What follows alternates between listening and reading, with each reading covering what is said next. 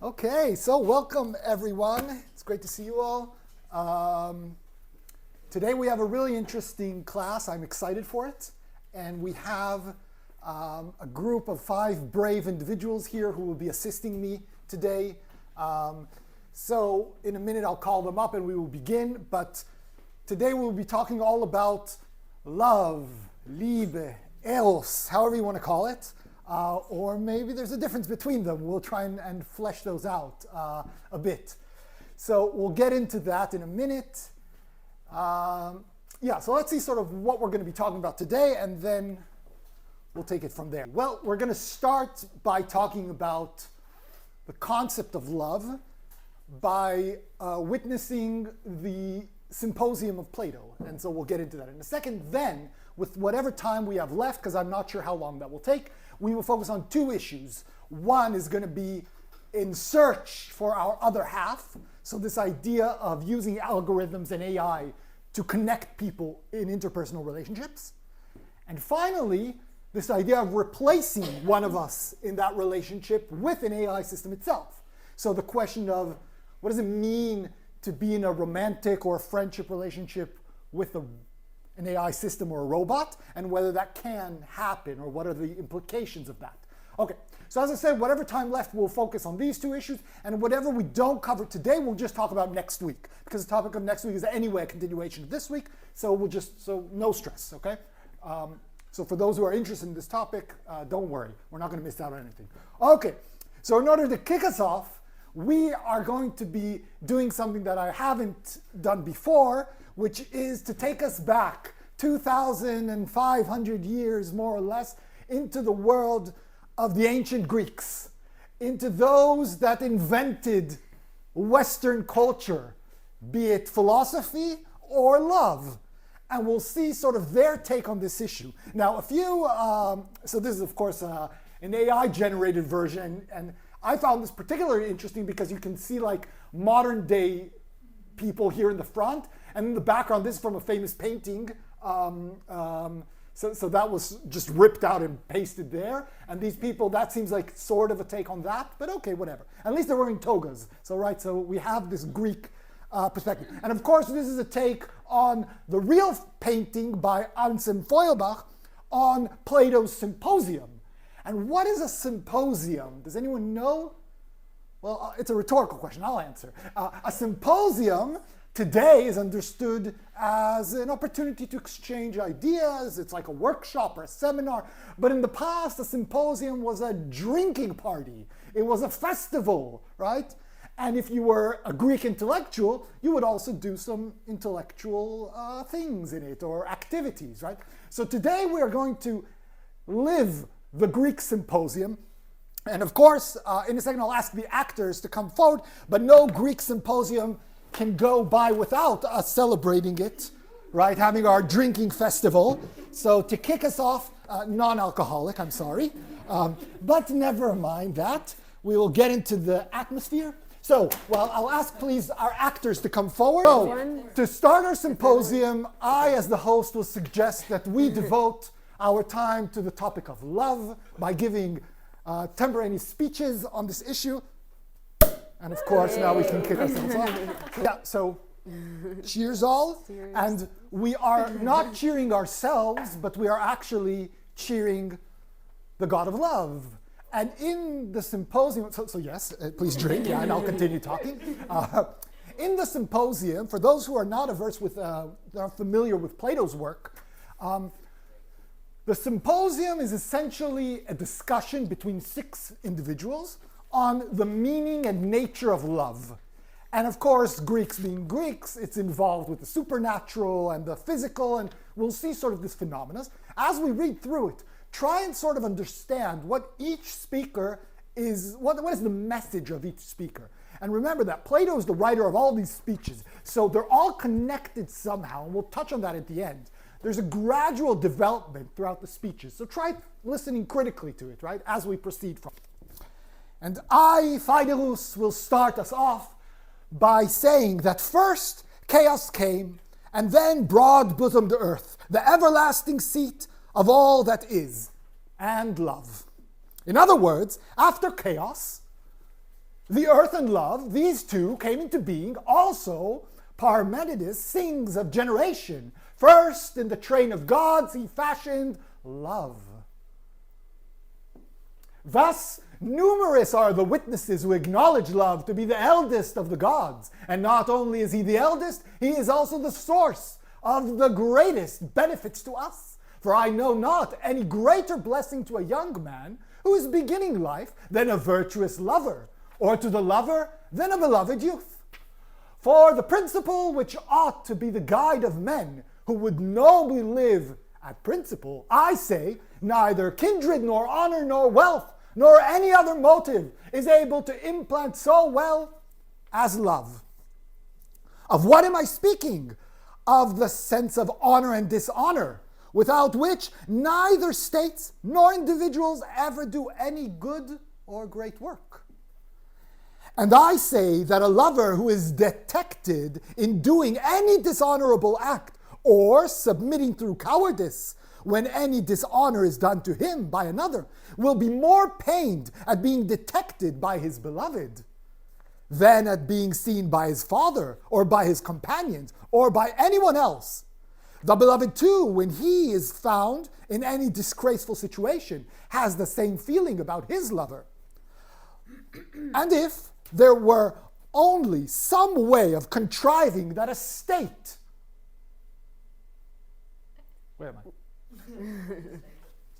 I? That a state or an army should be made up of lovers, and their loves, they would be the very best governors of their own city, abstaining from all dishonor and emulating one another in honor. And when fighting at each other's side, although a mere handful, they would overcome the world. For what lover would not choose rather to be seen by all mankind than by his beloved, either when abandoning his post or throwing away his arms? He would be ready to die 1,000 deaths rather than endure this. Or who would desert his beloved or fail him in the hour of danger? The veriest coward would become an inspired hero, equal to the bravest at such a time. Love would inspire him, that courage which, as Homer says, the god breathes into the souls of some heroes, love of his own nature infuses into the lover. Love will make men dare to die for their beloved. Love alone, and women as well as men. These are my reasons for affirming that love is the eldest and noblest and mightiest of the gods, and the chiefest author and giver of virtue in life and of happiness after death. Scene. If there were only one love, then what you said would be well enough, but since there are more loves than one, should have begun by determining which of them was to be the theme of our praises. I will amend this defect. I am not right asserting that there are two goddesses, the elder one, having no mother, who is called the heavenly Aphrodite. She is the daughter of Uranus, the younger, who is the daughter of Zeus and Dione. Her we call common, and the love, who is her fellow worker, is rightly named common, as the other love is called heavenly. All the gods ought to have praise them, give to them, but not without distinction of their natures, and therefore I must try to distinguish the characters of the two loves. Take, for example, that which we are now drinking, singing, and talking. These actions are not themselves either good or evil, but they turn out in this or that way according to the mode of performing them. And when we will done them, they are good, and when wrongly done, they are evil. And in like manner, not every love, but only that which has noble purpose, it's noble and worthy of praise. Those who are inspired by this love turn to the male and delight him who is the more valiant and intelligent nature. Anyone may recognize the poor enthusiasts in the very character of their attachments, for they love not boys but intelligent beings whose reason is beginning to be developed, much about the time at which their birds begin to grow. And in choosing young men to be their companions, they mean to be faithful to them and pass their whole life in company with them, not to take them in their inexperience and deceive them and play the fool with them, or run away from one to another of them. The love, who is the offspring of the common Aphrodite, is essentially common and has no discrimination, being such as the meaner sort of men feel, and that's apt to be of women as well as of youths, and is the body rather than the soul. The most foolish beings are the objects of this love, which desires only to gain an end, but never thinks of accomplishing the end nobly, and therefore does good and evil quite indiscriminately. But the offspring of the heavenly Aphrodite is derived from a mother whose birth the female has no part. She is from the male only. This is that love which is of youths. Evil is the vulgar love who loves the body rather than the soul, inasmuch as he is not even stable, because he loves a thing which is in itself unstable, and then when the bloom of youth which he was desiring is over, he takes wing and flies away, in spite of all his words and promises, whereas the love of the noble disposition is lifelong, for it becomes one with the everlasting, and this is the reason why, in the first place, a hasty attachment is held to be dishonorable, because time is the true test of this as most of other things. Second act. That's so small. Oh, there's more? I don't have more.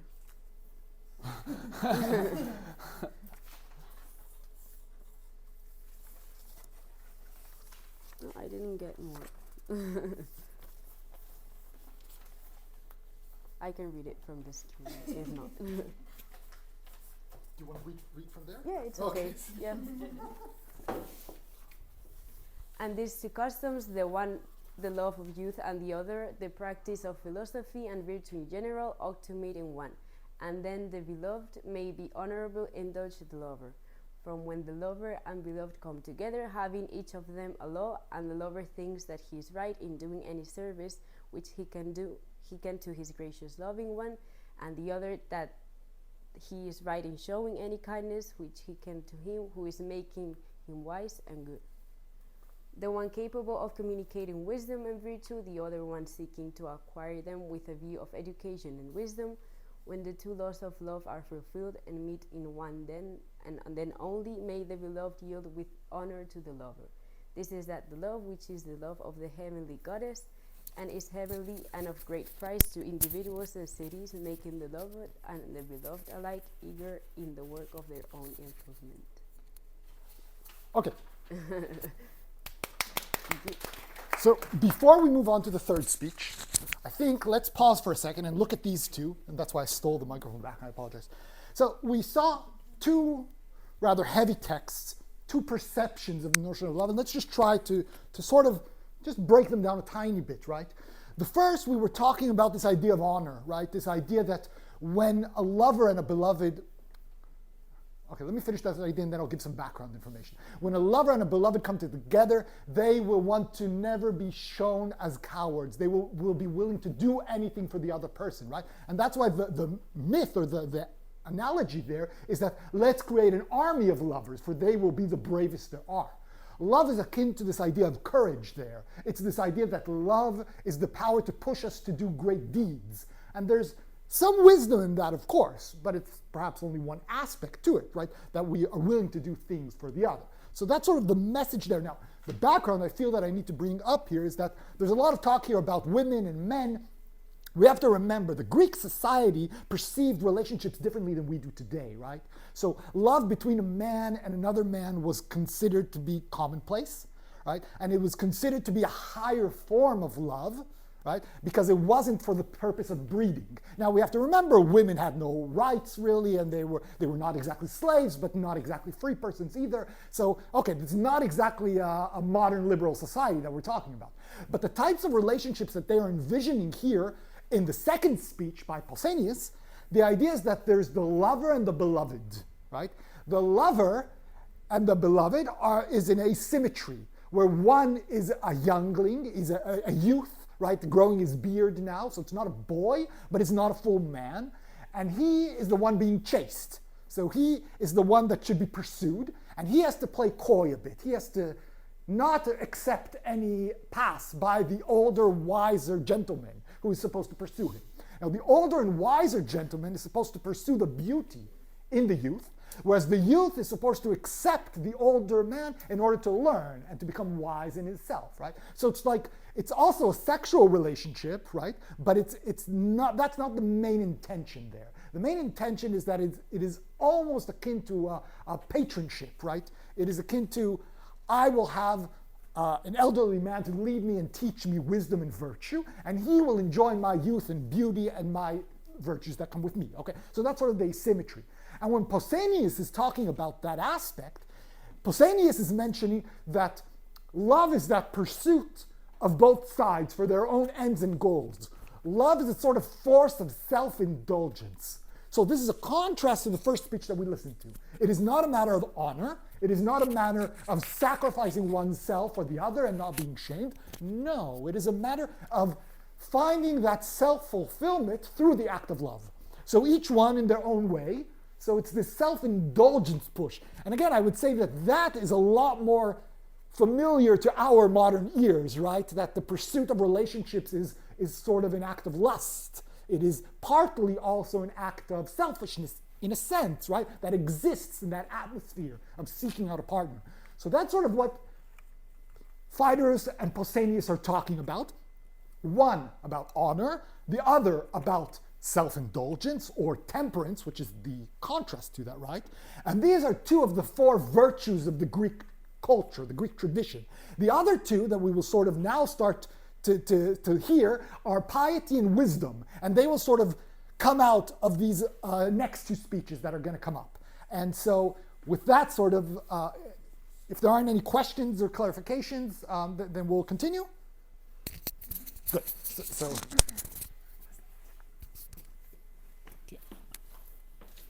and now enters Aristophanes. Now, Aristophanes is a famous comedian, right? Today we still have works by Aristophanes, plays. The Clouds is one of the most well-known plays by Aristophanes, in which he envisions the fool philosopher looking at the sky and painting all day long and basically doing nonsense. So he's a satirical. And you'll see in the Greek literature, there's a lot of back and forth. Plato writing about existing people. All these characters were alive and existent in this culture. And so there are a lot of references underneath. So listen to Aristophanes' speech, but remember to have a tiny inkling that this is a comedian speaking, right? So take that with a grain of salt as he speaks. Now, please. Welcome, my listeners. In the first place, let me treat of the nature of man and what has happened to it. For the original human nature was not like the present, but different. The sexes were not two as they are now, but originally three in number. There was man, woman, and the union of the two having a name corresponding to the double nature which had once a real existence, but is now lost, and the word androgynous is only preserved as a term of reproach.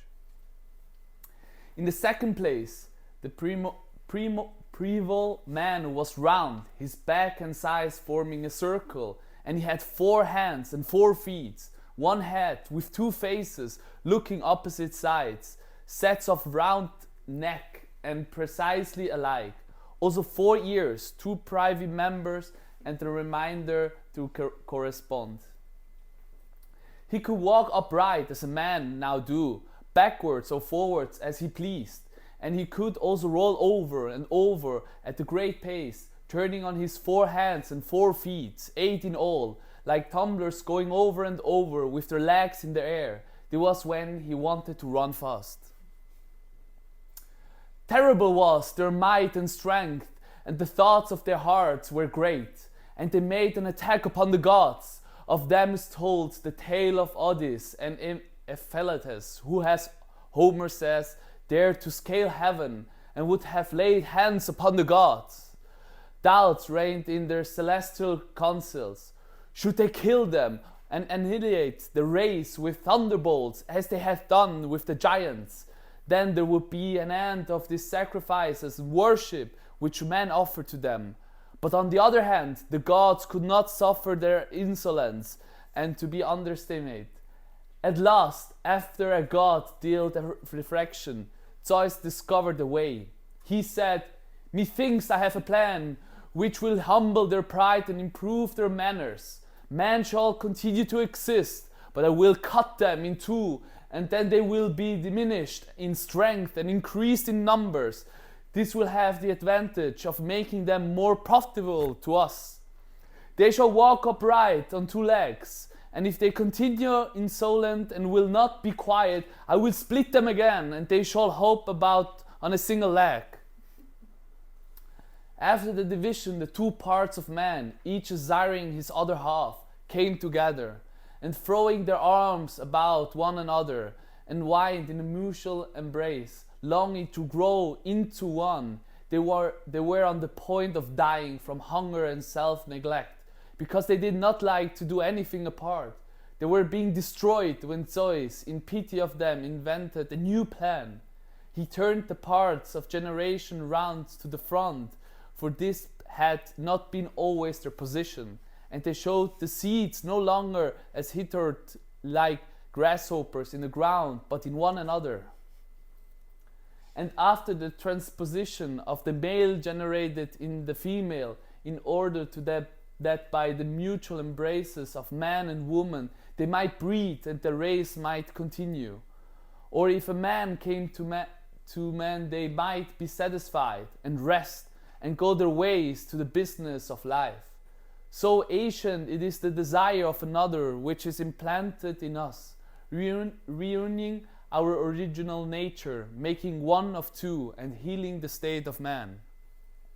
Each of us, when separated, having one side only, like a flat fish, is but the indenture of a man, and he is always looking for his other half. Men who are section of that double nature, which was once called androgynous, are lovers of women. Adulterers are generally of this breed, and also adulterous women who lust after men. The women who are a section of the woman do not care for man, but have female attachments, the female companions of this sort, but they who are a section of the male follow the male. And when one of them meets with his other half, the actual half of himself, whether he be a lover or a youth or a lover of another sort, the pair are lost in an amazement of love and friendship, intimacy, and would not be out of the other sign, as I may say even for a moment. These are the people who pass their whole life together. Suppose Hefase with his instrument to come to the pair who are lying side by side and to say them, do you desire to be wholly one, always day and night, to be in one another's company? For if this is what you desire, I am ready to melt you into one and let you grow together, so that being 2 you should become one. There is not a man of them who, when he heard the proposal, would deny or would not acknowledge that this meeting and melting into another, this becoming one instead of 2, was the very expression of his ancient need. And the reason is that human nature was originally one, and we were a whole, and the desire and pursuit of the whole is called love.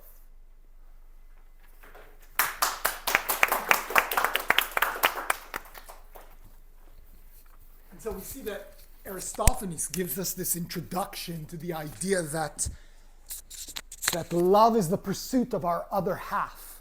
Now this has lived on long after Plato and is still very much in our existence. But it is by the virtue of the gods that we were separated, and by pursuing and knowing our place and finding that other love, having that desire to be united, that is what love does, right? It pushes us to seek that which will complete us, because we are somehow torn in half. And now let's hear the reply from Agathon. The previous speakers, instead of praising the god love or unfolding his nature, appear to have congratulated mankind on the benefits which he confers upon them. But I would rather praise the god first, and then speak of his gifts. Love is young and also tender. He ought to have a poet like Homer to describe his tenderness, as Homer says of Ate, that she is the goddess of tender. Her feet are tender, for she sets her steps not on the ground but on the heads of men. Herein is an excellent proof of her tenderness, that she walks not upon the hard but upon the soft. Let us adduce a similar proof of the tenderness of love, for he walks not upon the earth, nor yet upon skulls of men, which are not so very soft, but in the hearts and souls of both God and men, which are of all things the softest. In them he walks and dwells and makes his home, not in every soul without exception, for where there is hardness he departs, where there is softness he there dwells.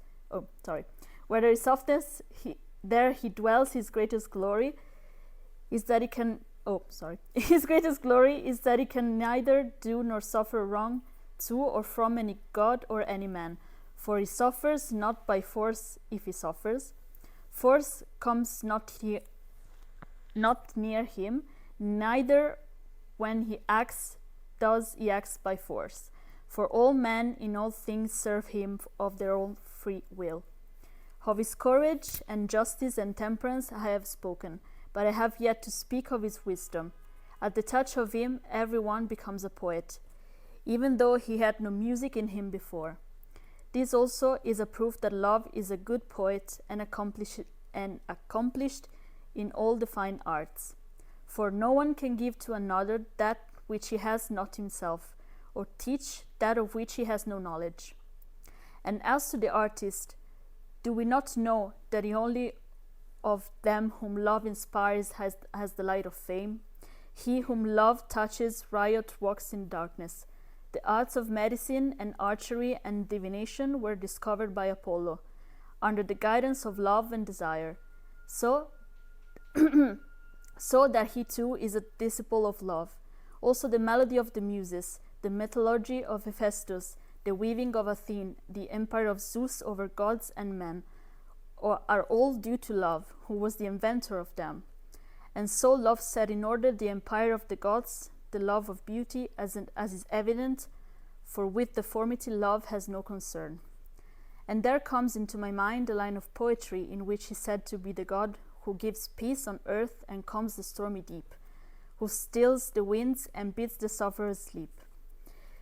This is he who empties men of disaffection and fills them with affection, who makes them to meet together and banquets such as these, in sacrifices, feasts, dances. He is our Lord, who sends courtesy and sends away discourtesy, who gives kindness ever and never gives unkindness, the friend of the good, the wonder of the wise, the amazement of the gods, desired by those who have no part in him, and precious to those who have the better part in him, parent of delicacy, luxury, desire, fondness, softness, grace, regardful of the gods, of the good, regardless of the evil. In every word, work, wish, fear, savior, pilot, comrade, helper, glory of gods and men, leader, best and brightest, in whose footsteps let every man follow. That's it? Okay. Thank you. So what I love about Agathon's speech, will you give me that for a second? Oh, yeah, sure. Yeah, thank you. Thank you. What I love about this speech, and in a second we'll see how it's torn apart by Socrates, but what is so beautiful about there are a lot of really, really interesting aspects to it. When love enters, or what is our object when we seek out love? Sort of, we find this appearing in Agathon's speech. Everything that love aims at is no longer honor or self-indulgence, but rather Agathon presents us with this first non-material or non-bodily aspect. It takes us beyond that. And what love seeks is the beautiful. What love seeks, according to Agathon, or not yet seeks, we'll see that as it's developed in Socrates in a second, but love is aimed towards the beautiful. And think about that in a simple way, right? When we love something, we cannot but see it as being beautiful. Beauty is not, that is, in its shape or its form, but it is in the reflective nature of it. By cherishing something, you find value in it, right? So that is sort of the power that we see here. It is no longer this idea that we simply love the beautiful bodies. No, that's not the idea. Where Agathon talks that it is what inspires art, it is what brings the poets and the muses, right? Anything that we love pushes us towards the beautiful. Now, why do I say Socrates is going to rip this apart? Because the logic in the speech is very, very bad. And if we had time, we could sort of break it down and see all of the contradictions that are inside the text, which is, it's beautiful to write such a bad speech, right? It's an amazing work of art to be able to do that so elegantly, yeah? So it's prosaic. Now, Agathon was a rhetorician, and Agathon was praised for his tragedies that he would write. So he was a playwright like Aristophanes, but on the other side, not a comedian, but rather a tragic writer. And so his rhetoric really shines out, but it's very hollow because it's filled with contradictions within it. So that's sort of Plato's kick at the tragics, right? He doesn't like those who write tragedy. He believes philosophy is the right way. Now, before Socrates starts, we have to understand the Socratic method. Now, the Socratic method, for those who haven't read Plato before, is through a sort of dialectical process of discourse. I state my position, Socrates shows me why I'm wrong through questions and answers, and I reach aporia, I reach the real conclusion, right? I arrive at the right answer. But through that discourse, and now we'll see one of those exchanges. This is the only part of the dialogue that has this typical Platonic or Socratic method. So we'll sort of see that. And now it comes at two phases, with Socrates against Agathon, and then with Diotima against Socrates. So we'll see now both these dynamics coming up. So let me just lay the stage for that. We've talked about honor on the one hand and self-indulgence on the other. Then we said, no. What we have actually is this desire for piety, this idea that through piety we will find our other half, this pursuit of that which completes us. Agathon comes and says, no, it's actually wisdom and beauty that love pushes us towards. And now Socrates will come and teach the lesson, right? And show us the real answer. Or maybe not, which is quite ironic because this is one of those plays where Socrates is made to be the fool. And we will see when Diotima comes, she will show him how much he doesn't know actually. Now, what is very famous about Socratic ideas is that Socrates always said, the wise man knows that he knows nothing at all, right? That's sort of what Socratic wisdom is, this knowledge of not knowing, or of knowing your own limitations. And nothing brings that better out than in this play. And okay, that was long enough, and we'll see now the next part. So who's this go to? Or remaining speakers? It's Brian. both Yes, of us, course. Okay. All right. Why, my dear friend, must not I or anyone be in a strait who has to speak after he has heard such a rich and varied discourse?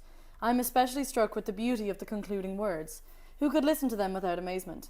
For in my simplicity I imagined that the topics of praise should be true, and that this being presupposed, out of the true the speaker was to choose the best, and set them forth in the best manner. And I felt quite proud, thinking that I knew the nature of true praise, and should speak well. Whereas I now see that the intention was to attribute to love every species of greatness and glory, whether really belonging to him or not, without regard to truth or falsehood.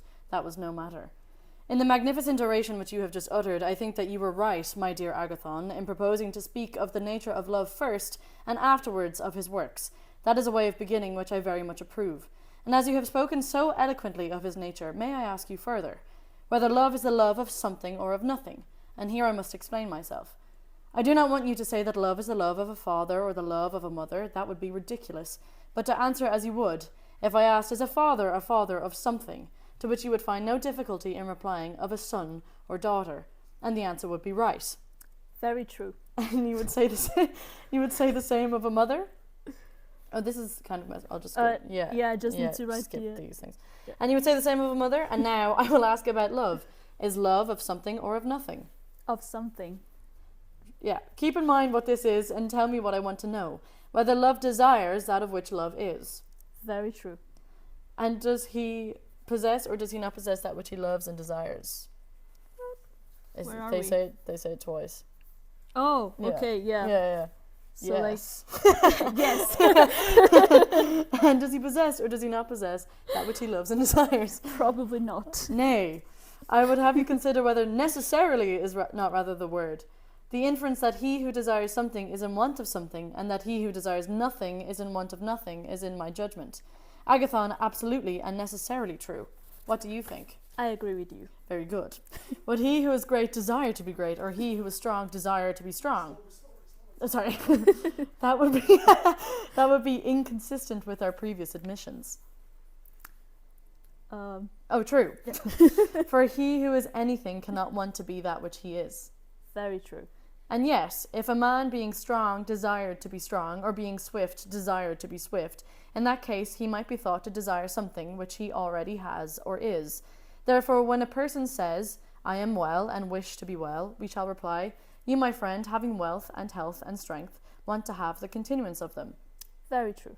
Then he and everyone who desires that which he has not already, and which is future and not present, and which he has not and is not, and of which he is in want. These are the sort of things which love and desire seek.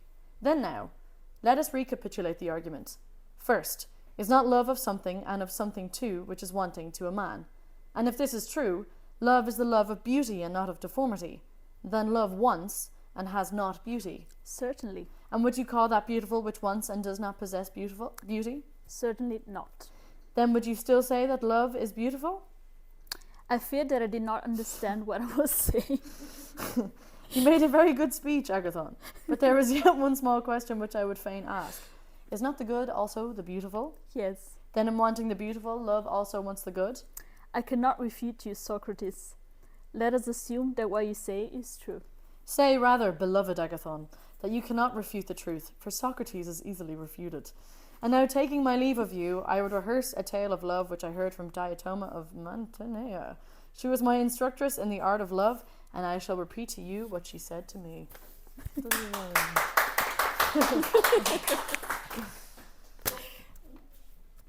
let's see that. Okay. We'll do analysis. Okay.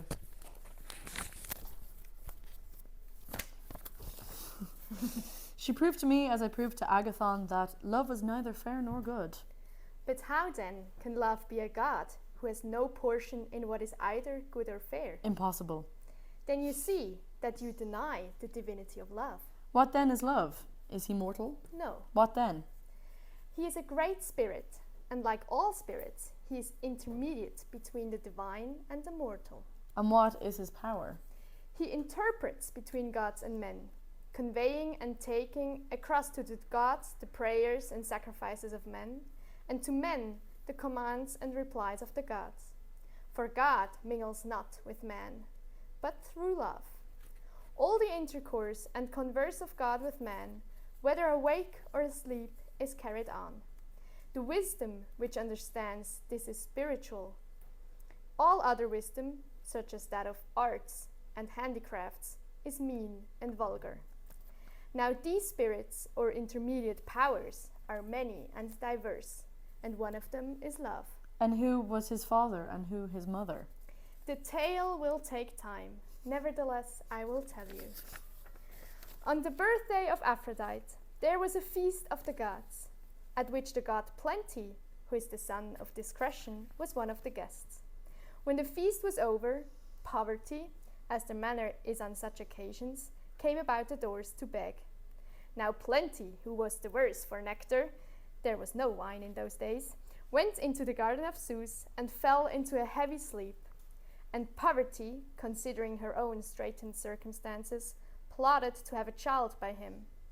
And accordingly she lay down at his side and conceived Love, who, partly because he is naturally a lover of the beautiful, and because Aphrodite is herself beautiful, and also because he was born on her birthday, is her follower and attendant. And as his parentage is, so also are his fortunes. In the first place, he is always poor, and anything but tender and fair, as the many imagine him. And he is rough and squalid, and has no shoes nor a house to dwell in. On the bare earth exposed he lies under the open heaven, in the streets or at the doors of houses, taking his rest. And like his mother, he is always in distress.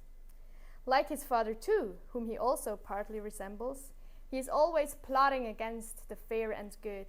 He is bold, enterprising, strong, a mighty hunter, always weaving some intrigue or other, keen in the pursuit of wisdom, fertile in resources, a philosopher at all times, terrible as an enchanter, sorcerer, sophist. He is by nature neither mortal nor immortal, but alive and flourishing at one moment when he is in plenty, and dead at another moment, and again alive by reason of his father's nature. But that which is always flowing in is always flowing out, and so he is never in want and never in wealth, and further, he is in the mean between ignorance and knowledge. Such, my dear Socrates, is the nature of the spirit love. The error in your conception of him was very natural, and as I imagine from what you say, has arisen out of a confusion of love and the beloved, which made you think that love was all beautiful. For the beloved is the truly beautiful, and delicate, and perfect, and blessed, but the principle of love is of another nature, and is such as I have described. O thou stranger woman, thou sayest well. But assuming love to be such as you say, what is the use of him to men? Of his nature and birth I have already spoken, and you acknowledge that love is of the beautiful. But someone will say, of the beautiful in what, Socrates and Diotima? Or rather, let me put the question more dearly and ask, when a man loves the beautiful, what does he desire? That the beautiful may be his. Still, the answer suggests a further question. What is given by the possession of beauty? To what you have asked, I have no answer ready. Then let me put the word good in the place of the beautiful, and repeat the question once more. If he who loves good, what is it then that he loves? The possession of the good.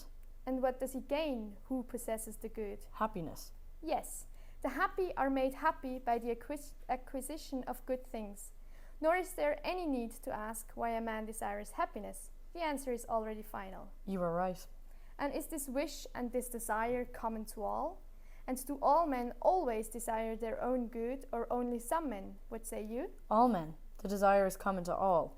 Why then are not all men, Socrates, said to love, but only some them? Whereas you say that all men are always loving the same things. I myself wonder why this is. There is nothing to wonder at. The reason is that one part of love is separated off and receives the name of the whole, but the other parts have other names. For you may say generally that all desire of good and happiness is only the great and subtle power of love. But they who are drawn towards him by any other path, whether the path of money-making or gymnastics or philosophy, are not called lovers. The name of the whole is appropriated to those whose affection takes one form only. They alone are said to love, or to be lovers. I dare say that you are right. Yes, and you hear people say that lovers are seeking for their other half. But as I say that they are seeking neither for the half of themselves, nor for the whole, unless the half or the whole be also a good. And they will cut off their own hands and feet and cast them away if they are evil. For they love not what is their own, unless perchance there be someone who calls what belongs to him the good, and what belongs to another the evil. For there is nothing which men love but the good. Is there anything? Certainly I should say that there is nothing. Then the simple truth is that men love the good. Yes. To which must be added that they love the possession of the good. Yes, that must be added. And not only the possession, but the everlasting possession of the good. That must be added too. Then love may be described generally as the love of the everlasting possession of the good. That is most true. Then if this be the nature of love, can you tell me further what is the manner of the pursuit? What are they doing who show all this eagerness and heat, which is called love? And what is the object which they have in view? Well, I will teach you. The object which they have in view is birth in beauty, whether of body or soul. I do not understand you. I mean to say that all men are bringing to the birth in their bodies and in their souls. There is a certain age at which human nature is desirous of procreation which must be in beauty and not in deformity. And this procreation is the union of man and woman, and is a divine thing. For conception and generation are an immortal principle in the mortal creature, and in the inharmonious they can never be. But the deformed is always inharmonious with the divine, and the beautiful harmonious. Beauty, then, is the destiny or goddess of parturition, who presides at birth. And therefore, when approaching beauty, the conceiving power is propitious and diffusive, and benign, and begets and bears fruit. At the sight of ugliness she frowns and contracts, and has a sense of pain, and turns away and shrivels up, and not without a pang refrains from conception. And this is the reason why, when the hour of conception arrives, and the teeming nature is full, there is such a flutter and ecstasy about beauty whose approach is the alleviation of the pain of travail. For love, Socrates, is not, as you imagine, the love of the beautiful only. What then? The love of generation and of birth in beauty. Yes. Yes, indeed. But why of generation? Is that you? No, I think that was Yeah. Because to the mortal creature, generation is a sort of eternity and immortality. And if, as has been already admitted, love is of the everlasting possession of the good, all men will necessarily desire immortality together with good, wherefore love is of immortality.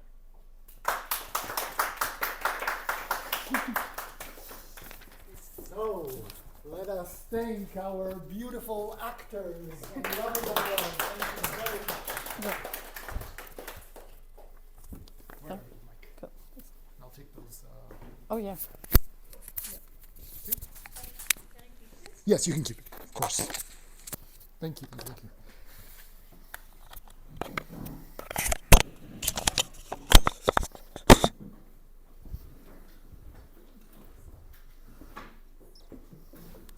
So, we talked about love being aimed at the beautiful by Agathon, right? The beautiful that we are seeking. What we love becomes beautiful as a reflection.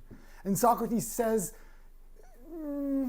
not really, right? Socrates sort of takes apart all the previous speeches and showing the defects in each one of them. We do not seek our other half, for if our other half is rotten, we would cut it off, right?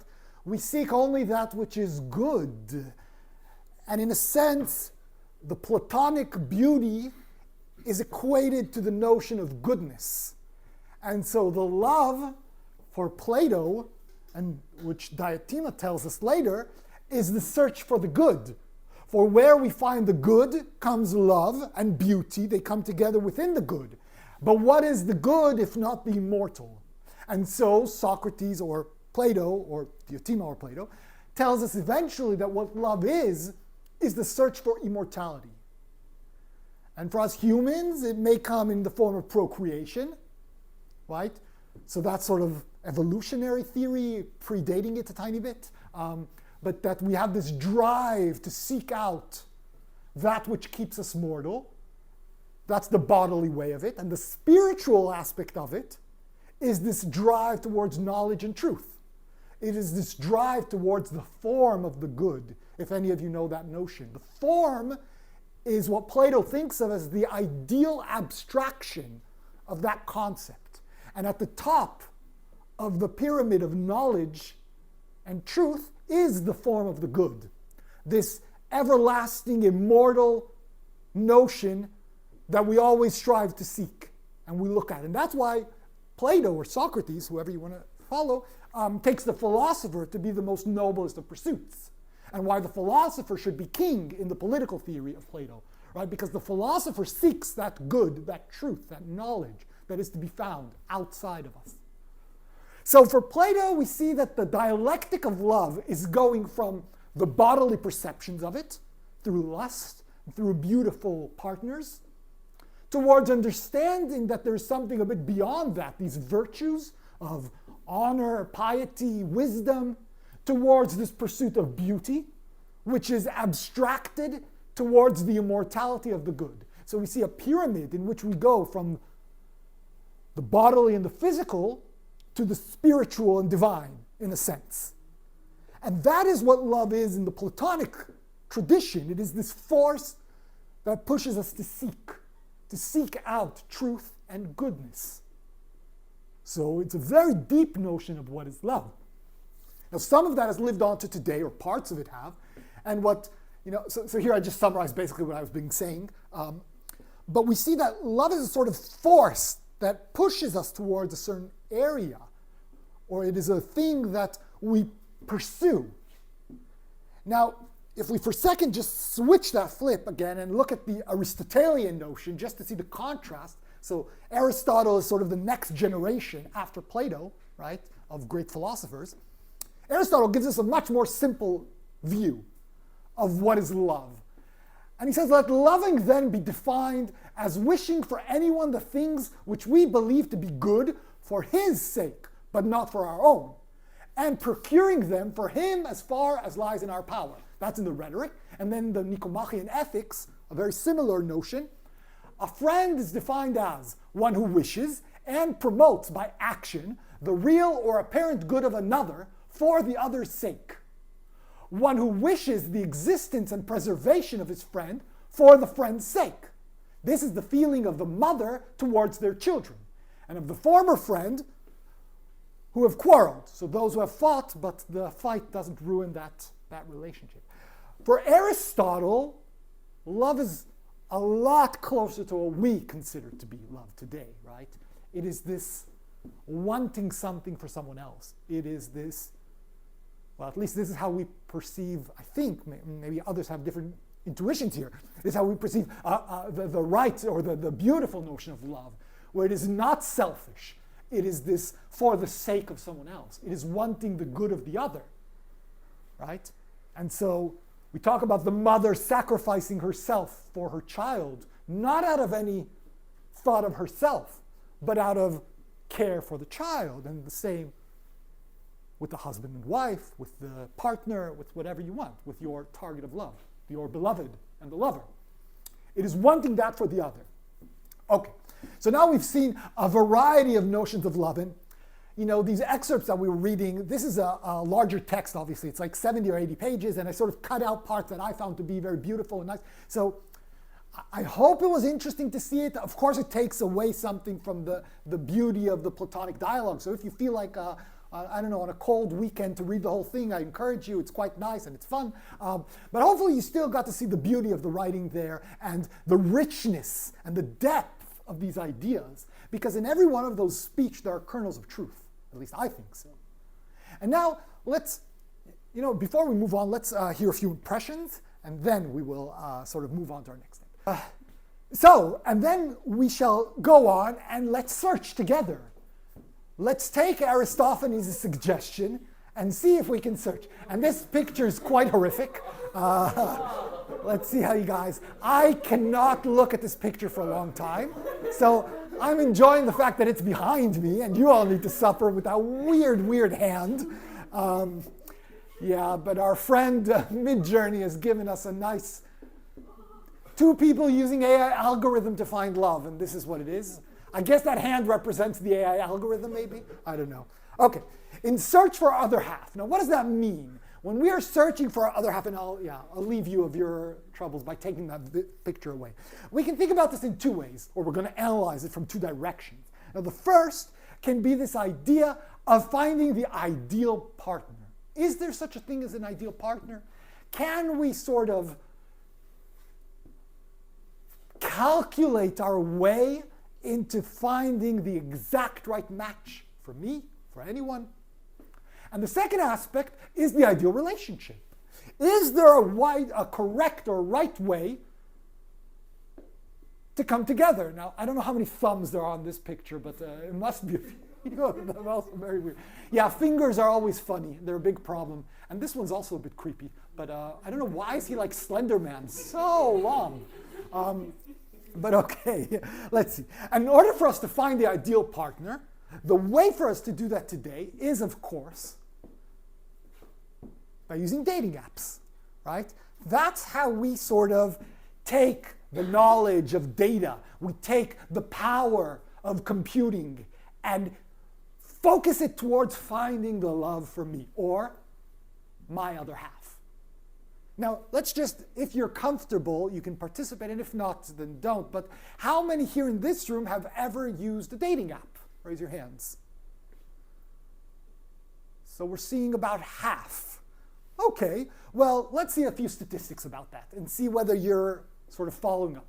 In the US, right, we're seeing about 30% of US adults today have used dating apps, 34% men, 27% of women. So it's quite popular means. And remember that these numbers are skewed because they map through all ages. And now let's split it into age groups and different racial groups, and we'll see how this is trending, sort of. So we see within racial groups, we see that it's more or less equal. White, black, Hispanic, Asian. We see some differences, but anywhere between 1 in 4 and 1 in 3, okay, have used dating app. And in terms of age groups, we see that the majority, or more than half of young adults between ages 18 and 29 have used a dating app. And as we grow older, it becomes less, but still quite a significant number, I would say.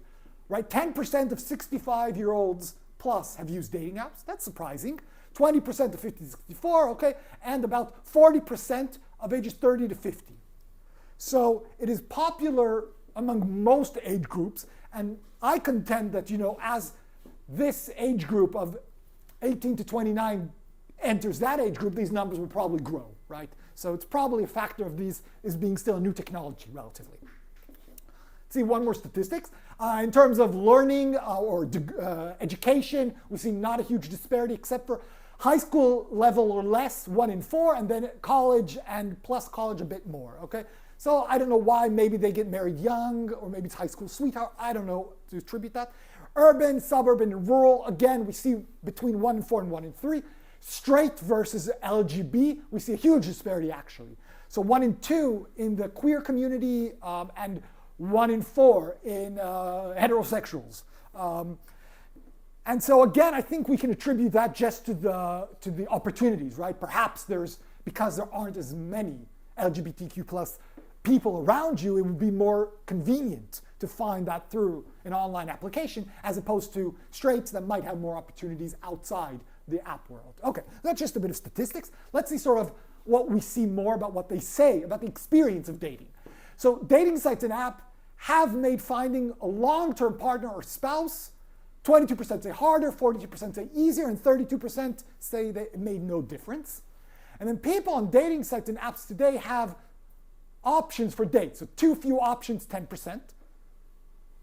37% say they have too many options of dates. And 43% think that they have just the right amount.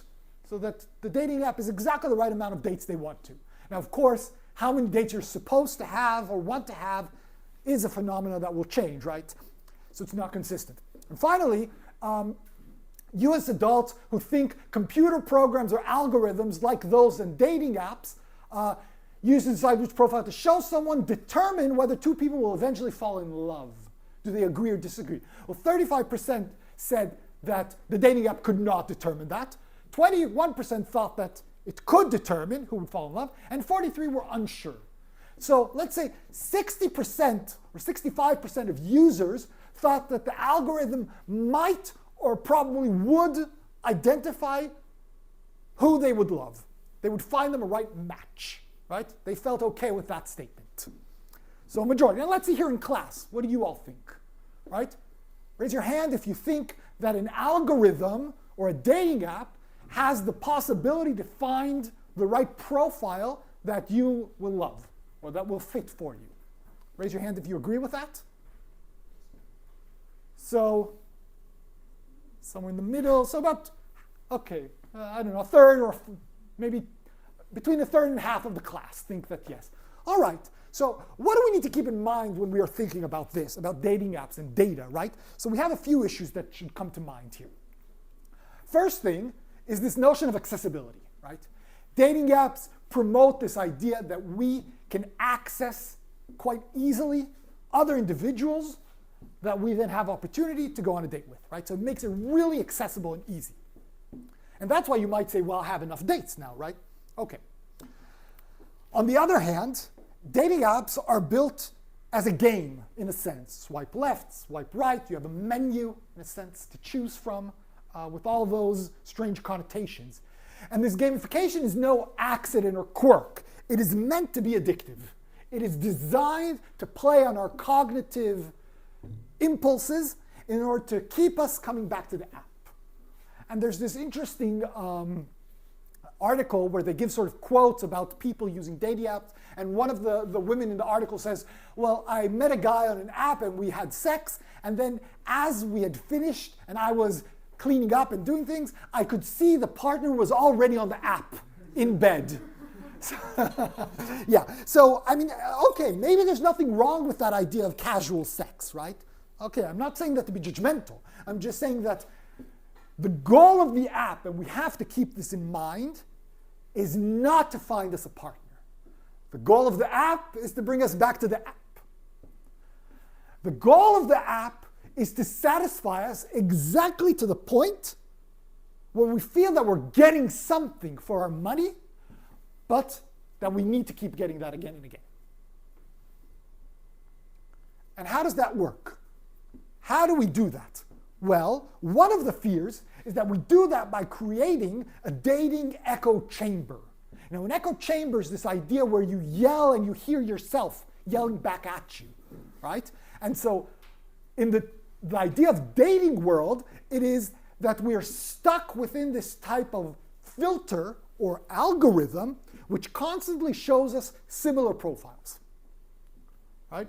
It will always give us that similar idea of what it is that we would want to go out with, but to the point where we would want to also come back, okay? So the dating app has always the ulterior motive of bringing us back. What it is showing us is algorithmically determined, right? Not necessarily that it's evil. There's no bad intention necessarily there, right? But what it's showing us is a symptom of a calculation that is going on behind the scenes of what the algorithm has determined that we would find pleasant and appealing. It doesn't challenge our intuitions. It doesn't try to push us out of our comfort zone. And maybe it shouldn't do that. I'm not being critical here for a second. I'm just analyzing it. What it does is creates a certain map of what we find pleasant and agreeable, and it shows us that map constantly. And sometimes that map could be very, very small. Sometimes it might be larger, depending on the person, depending on the algorithm, depending on the inputs. But it creates that chamber that is very difficult to exit then. And finally, matchmaking based on data. All these websites and apps will constantly be touting their success and their scientific method, right? Like we saw this last week when we talked about mental health, right? This pseudoscience, as if an app can really diagnose your mental disorder and heal you or allow you to recover from it. And the same thing here. The app, the algorithm, by using data, will understand who is going to be the love of your life. Who is your other half? So what do we think of all these? Well, so here you're presupposing, or it seems underlying your sentence that there is a good algorithm that might be able to track my perfect love. That seems to be behind what you're saying. That was just the No, of course. Yeah. Well, that is, I would say, something that I personally would contest. And I would say that this matching based on data is more of is a myth. It's a pseudoscience. And why is that? I think because what we're dealing here is with what is known as the normative, right? I think that the question here is not something that is tractable by numbers and mathematics. And I think that this is sort of an illusion that we are creating for ourselves. Now, it's not necessarily a bad thing, right? That's what I meant by normative, right? It is, in a sense, a way that we can live. But it is not what Plato would call a form of the good or a form of the beauty. It is not the truth that is out there. It is one of many possible ways to push our lives towards a partner, right? And it has its advantages and its limitations. Its advantages, as we said, accessibility, it shows us things that we like and feel comfortable with. Those can be good things, right? It is a substantive claim that an echo chamber is bad, right? I haven't made that argument here. I think some people make that argument, but it's not easy to defend, right? You have to sort of present a comprehensive argument that why or what is bad about echo chambers, right?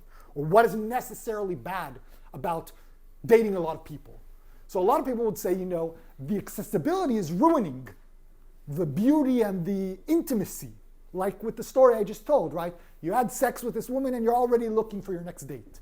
There's something wrong about that, some people would say. But that's a substantive claim. Others would say, absolutely nothing wrong with that. What's the problem? That's a way of living.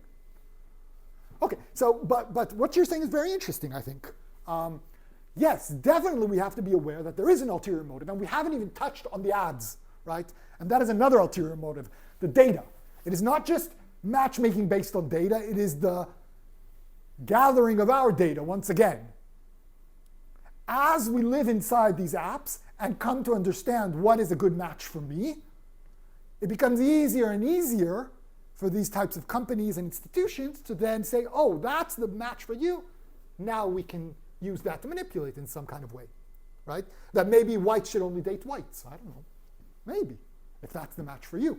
Maybe we don't want minorities to date outside of their, echo chamber hub. Again, these are all substantive claims. Personally, I find them abhorrent, but that's not the point. The point is that this empowers people to do that, right? Okay, any other impressions? We said that the ideal partner is tricky, and that we have a certain culture today of dating apps and a way that we are trying to sort of identify for you eligible partners and maybe even ideal partners. Let's look at the other side and understand, because if I can identify the ideal partner, I must know also what is an ideal relationship, right? So how do those two correspond? And in order to show that, I want to give you the example of Daniel and Bethany. Daniel and Bethany are here in the picture, and they are part of a growing movement known as the quantified self. Now let's see what the quantified self means. This is an article that was published a few years ago, and here are some quotes from it. Like most couples, Daniel reads and Bethany soul fight. Unlike most, they solve their spats with dollars. When a chore comes up neither wants to do, they put their hands behind their back and think of how much they pay the other to do it. Then at the same time, they show that number on their fingers. It might be $20 to put the kids to bed, or $4 to go fetch tacos in the rain, or $400 to make travel plans. Whoever has the lowest bid does the job and get paid. Folks like Danny and Bethany, part of the burgeoning quantified self movement, use smartphones and gadgets to track their goals. From the steps they take, number of emails they answer, and hours they play with their kids, they believe a better you is just another data point. Their objective is total fairness and zero resentment using cold, hard cash. But I did the dishes last time, yells someone. This turns into, but I did the dishes last time and I got paid $40 for it. So that was kind of awesome, says Bethany. At one point, they paid each other $24 an hour to watch the kids. At another, Danny paid Bethany about $30,000 in various costs to have their first child, while he worked a full-time tech job and she took time off school.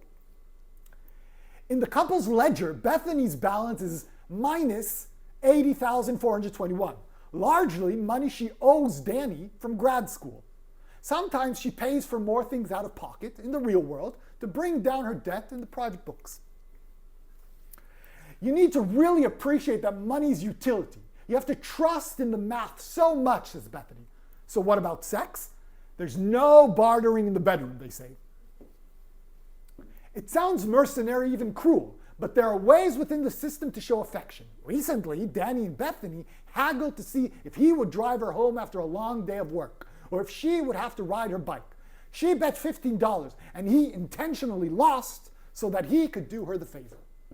Okay, so Bethany and Daniel are part of this idea that everything in our lives can be reduced to numbers. Now, we talked before that about finding the ideal partners through data, and I want to claim that it's not very different from this.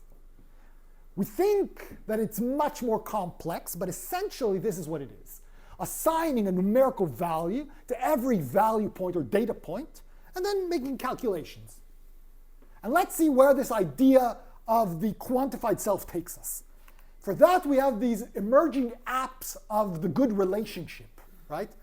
Or these self-surveillance apps, like, for instance, Happy Couple or Spark Now. And let's see what these apps offer us.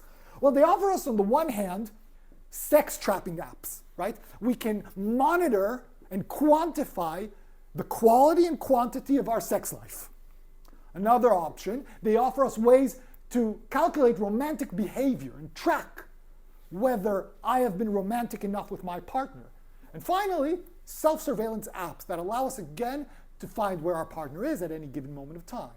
All these things are in order to improve our personal relationships, to bring us towards that ideal of the best relationship by using data.